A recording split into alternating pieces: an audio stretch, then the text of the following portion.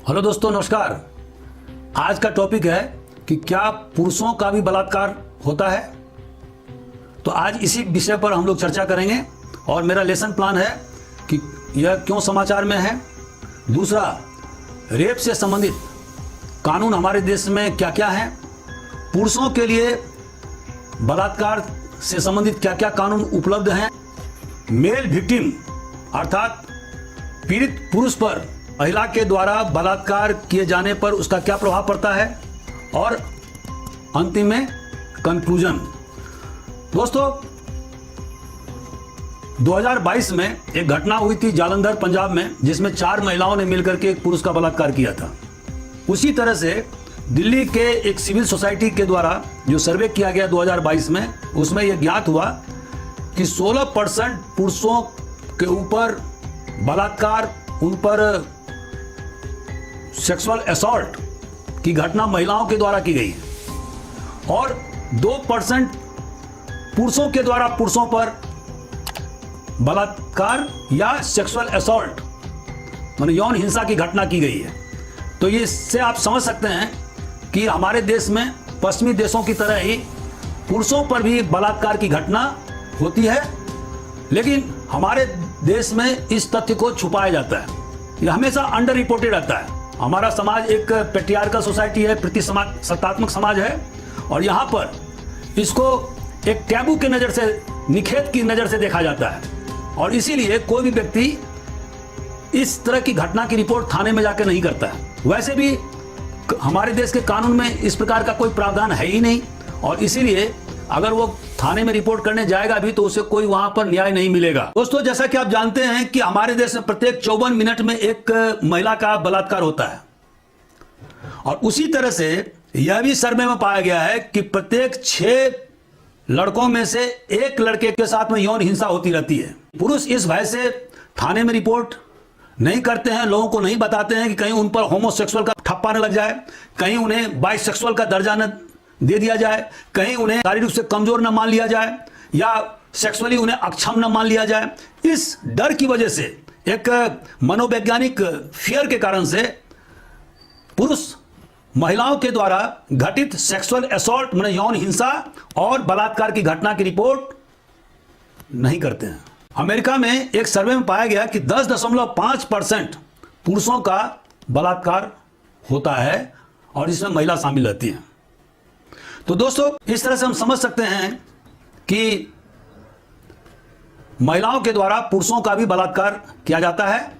यह अलग बात है कि इस तरह के घटना के लिए हमारे देश में सक्षम कानून नहीं है।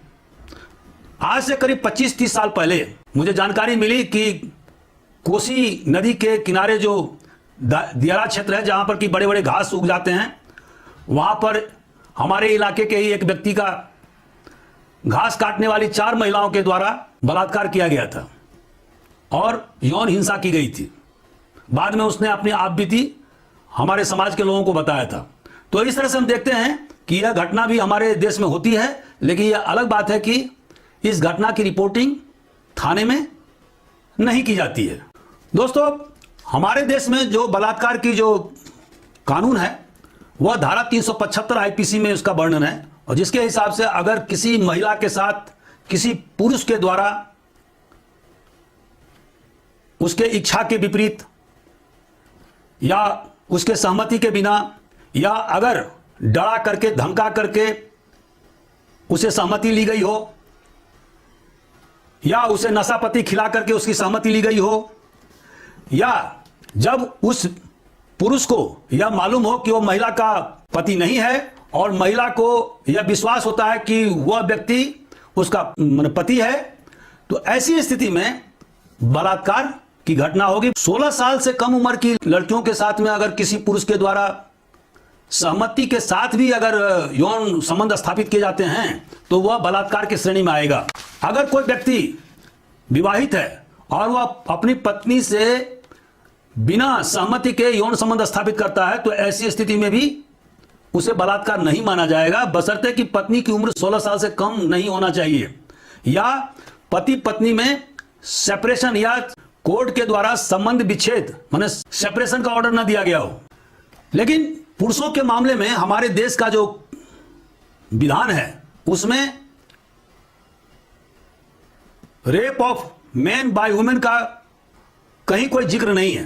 पॉस्को एक्ट में जरूर जेंडर न्यूट्रलिटी का प्रावधान किया गया है कि अगर 18 साल से कम उम्र के लड़का या लड़कियों के साथ में कोई यौन संबंध स्थापित करता है या उसको यौन प्रताड़ना करता है या हैरास करता है तो ऐसी स्थिति में उसके खिलाफ में पॉस्को एक्ट 2012 का कानून अधिरूपित किया जा सकता है। लेकिन मेल एडल्ट के मामले में ऐसा कोई जेंडर न्यूट्रल कानून नहीं है। अधिक से अधिक धारा 374 आईपीसी में यह व्याख्या है कि अगर कोई महिला किसी पुरुष को जबरन बलात्कार करती है या यौन संबंध स्थापित करती है तो ऐसी स्थिति में उस महिला के खिलाफ में अधिक से अधिक धारा 374 ताजरात हिंद के तहत में मुकदमा कायम किया जा सकता है और जिसमें अधिकतम 1 साल सजा का प्रावधान है या दंड का प्रावधान है या दोनों सजा और दंड दोनों अधिरूपित किया जा सकता है। यह धारा नॉन कॉम्पाउंडेबल है, माने असमनीय है, नॉन बेलेबल है, माने अजमानतीय है और संज्ञेय है, मतलब थाने में इसकी मुकदमा कायम की जा सकती है। दोस्तों, अगर किसी पुरुष पर महिला के द्वारा जबरन यौन संबंध स्थापित किए जाते हैं तो उस पीड़ित पुरुष पर क्या प्रभाव पड़ता है।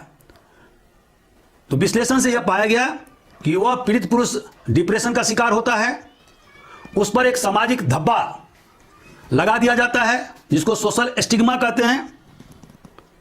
वह व्यक्ति पोस्ट ट्रॉमेटिक स्ट्रेस डिसऑर्डर का शिकार हो जाता है, हमेशा तनावग्रस्त रहता है, अल्कोहल का सेवन करने लगता है या ड्रग लेने लगता है, उसके मन में सुसाइड करने की प्रवृत्ति जाग जाती है और अक्सर सुसाइड करने का सोचता है। किसी भी व्यक्ति से इंटीमेट रिलेशनशिप स्थापित करने में वो घबराता है। अपने पत्नी के साथ में संबंध स्थापित करने में वह अपने को सही महसूस नहीं करता है। उसमें एक अपूर्ण व्यक्तित्व का आभास उत्पन्न होने लगता है, कॉन्फिडेंस का अभाव हो जाता है। ऐसे पीड़ित व्यक्ति का इमोशनल और साइकोलॉजिकल थेरापी या उपचार की सख्त जरूरत है, अन्यथा वह साइकोसोमेटिक डिसऑर्डर का शिकार हो सकता है। दोस्तों, आखिर निचोड़ क्या है? तो निचोड़ यह है कि जैसे POCSO prevention of children from sexual offences act 2012 में बना और जो कि एक जेंडर न्यूट्रल कानून है, उसी तरह से रेप कानून को भी जेंडर न्यूट्रल बनाया जाना चाहिए। मतलब जैसे पीड़ित महिला पर धारा 376 अधिरूपित होता है, उसी तरह से पीड़ित पुरुष पर भी यह धारा लागू होना चाहिए। दोस्तों, हमारे देश का समाज तेजी से बदल रहा है, खास करके मेट्रोपॉलिटन सिटीज में महिलाएं बढ़ चढ़ करके काम कर रही हैं, बाहर निकल रही हैं, पब्लिक ऑफिसेज में वो बढ़ चढ़ के हिस्सा ले रही हैं। उनका शैक्षणिक जो एडवांसमेंट है, एजुकेशनल अचीवमेंट, वो भी पुरुषों से अब कम नहीं है। ऐसी स्थिति में गवर्नमेंट ऑफिसेज में, पब्लिक सेक्टर में, प्राइवेट सेक्टर में उनके द्वारा ऊंचे ऊंचे ओहदे आजकल सुशोभित किए जा रहे हैं और ऐसी स्थिति में यह संभव है कि वह अपने पुरुष सबऑर्डिनेट के विल को, माने उसके इच्छा को अधिशासित करने की क्षमता रखती हों और इस पोजीशन ऑफ ऑथोरिटी के कारण से अपने सबऑर्डिनेट मेल इंप्लॉय के साथ बलात्कार की घटना कर सकती हैं। तो ऐसी स्थिति में अगर यह कानून जेंडर न्यूट्रल होगा तो जो इस प्रकार के गलत काम महिलाओं के द्वारा की जाती है उन पर अंकुश लगाया जा सकेगा। दोस्तों, बहुत सारे देशों में भी जेंडर न्यूट्रल कानून बनाए गए हैं, लेकिन हमारे देश में जो क्रिमिनल अमेंडमेंट एक्ट आया था उसने भी अनुशंसा किया था कि रेप कानून को जेंडर न्यूट्रल बनाया जाए, लेकिन बहुत सारे एनजीओज के दबाव में आकर के उसे छोड़ दिया गया।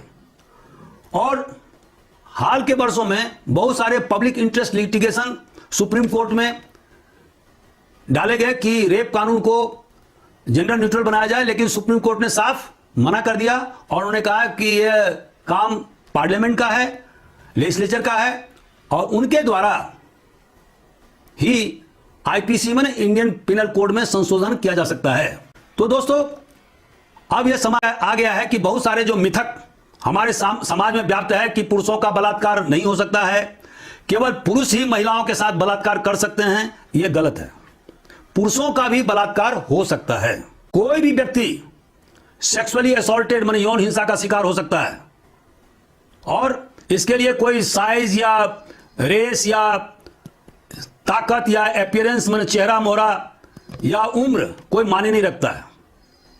और जैसे कि अभी मैंने बताया कि हमें एक विश्लेषण में अमेरिका में यह पाया गया कि करीब 10.5% पुरुष महिला के द्वारा बलात्कार के शिकार होते हैं। और इसी तरह से अभी जो दिल्ली में एक सर्वे किया गया था एक सिविल सोसाइटी एनजीओ के द्वारा, उसमें बताया गया कि करीब 16% पुरुष यौन हिंसा या बलात्कार के शिकार होते हैं। तो अब समय आ गया है कि हम अपने कानून को संशोधित करें और उसे जेंडर न्यूट्रल बनाएं। तो दोस्तों आज का हमारा वीडियो कैसे रहा इस पर आप जरूर टिप अंकित करें। Thank you very much.